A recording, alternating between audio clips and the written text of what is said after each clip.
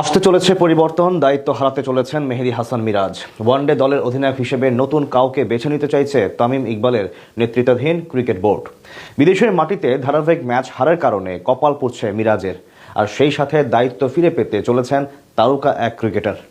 2027 বিশ্বকাপকে সামনে রেখে ওয়ানডে দলের অধিনায়কত্ব নিয়ে তবে কি সিদ্ধান্ত নিল বিসিবি? কথায় আছে যাহা রটে তাহা কিছুটা হলেও ঘটে। দেশের ক্রিকেটে সেটাই যেন আরো একবার সত্যি হতে চলেছে। ওয়ানডে অধিনায়কের দায়িত্ব থেকে সরিয়ে দেওয়া হচ্ছে মেহেদী হাসান মিরাজকে। বেশ কয়েকদিন ধরেই দেশের ক্রিকেটে গুঞ্জন ছিল অধিনায়কত্ব হারাতে পারেন তারকা এই অলরাউন্ডার। তবে দেশের মাটিতে টানা সিরিজ জেতায় সেই সুযোগটা হয়তো পাচ্ছিল না বিসিবি। তবে জিম্বাবুয়ের বিপক্ষে তাদের মাটিতে গিয়ে সিরিজ হারায় এবার সুযোগ পেয়ে গেছে তামিম ইকবালের নেতৃত্বাধীন ক্রিকেট বোর্ড। গুঞ্জনটাকে সত্যি করেই এবার মিরাজের কাছ থেকে কেড়ে নেওয়া হচ্ছে ওয়ানডে অধিনায়কের আর্মব্যান্ড। নতুন অধিনায়ক হবার দৌড়ে সবচেয়ে এগিয়ে আছেন উইকেট কিপার ব্যাটার ও টি-20 দলের অধিনায়ক লিটন দাস।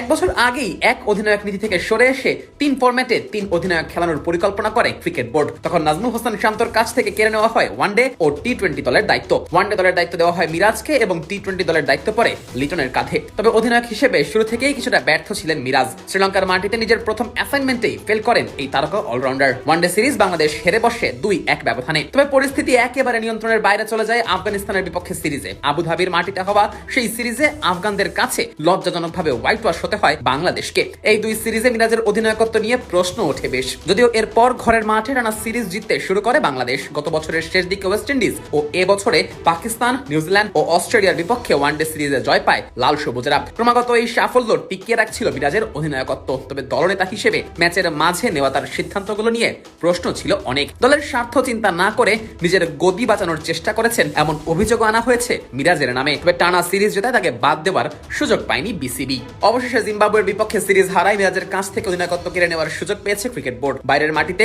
অধিনায়ক হিসেবে মাত্র 2টো জয় পাওয়ায় মিরাজকে সরিয়ে দিচ্ছে ক্রিকেট বোর্ড। নতুন অধিনায়ক হবার দৌড়ে সবচেয়ে এগিয়ে আছেন টি-20 দলের অধিনায়ক লিটন দাস। অর্থাৎ সাদা বলের ক্রিকেটে একজনের কাছেই দেওয়া হবে অধিনায়কের দায়িত্ব, আর সহ অধিনায়ক হিসেবে দায়িত্ব থাকবে তাওহিদ হৃদয়ের কাছে। যদিও কানা ঘোষা ছিল মিরাজের অবর্তমানে দায়িত্বটা দেওয়া হতে পারে শান্তকে। তবে বিসিবির অন্দরমহলের ধারণা আপাতত শুধু টেস্ট দলের উপরই শান্তর বেশি মনোযোগ প্রয়োজন। সে কারণে লিটনের কাছে দেওয়া হচ্ছে দায়িত্ব। ওয়ানডে দলের অধিনায়ক হিসেবে লিটনের পারফরমেন্স বেশ আশাব্যঞ্জকই বটে। ক্যারিয়ারে মাত্র একবারই পূর্ণ এক সিরিজে ওয়ানডে দলের দায়িত্ব পেয়েছিলেন লিটন। ভারতের বিপক্ষে সেই সিরিজে লিটনের নেতৃত্বেই ঐতিহাসিক জয় পায় বাংলাদেশ। এবারও সেই একই পথে হাঁটবে লাল সবুজেরা। লিটনের হাত ধরেই ওয়ানডে ক্রিকেটের হারানো জৌলুস ফিরে পাবে টাইগাররা।